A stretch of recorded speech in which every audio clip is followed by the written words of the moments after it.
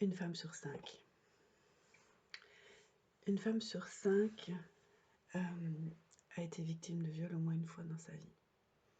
La première fois que j'ai entendu ce chiffre, c'est quand je suivais ma formation en hypnose conversationnelle. Et je vous avoue que je me suis dit, wow, c'est pas possible ça. C'est énorme. Une femme sur 5, ça veut dire que,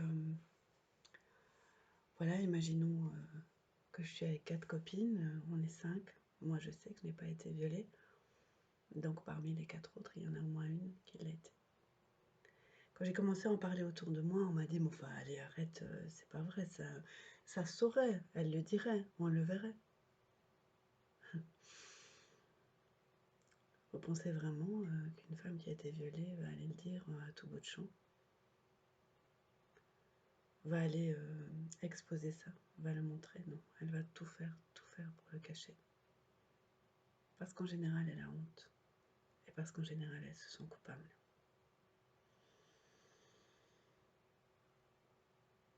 Dans ma pratique d'hypnothérapeute spécialisée dans les traumas, bien entendu, je vois des femmes blessées et bien entendu, le chiffre monte bien plus haut. Je pense que je pourrais dire que je suis à 3 sur 5 de mes patientes qui ont été violées dans l'enfance, à l'âge adulte, à l'adolescence, dans leur couple aussi parfois. Je vois la destruction que ça engendre chez elles, psychique, physique. Tous les jours, je vois ça, j'entends ça. Tous les jours, j'aide ces personnes, à dépasser cette horreur. Parce qu'on peut parler d'horreur. Dans un rapport d'Amnesty International datant de 2020, ils ont fait un dossier sur le viol en Belgique, donc on n'est pas au bout du monde.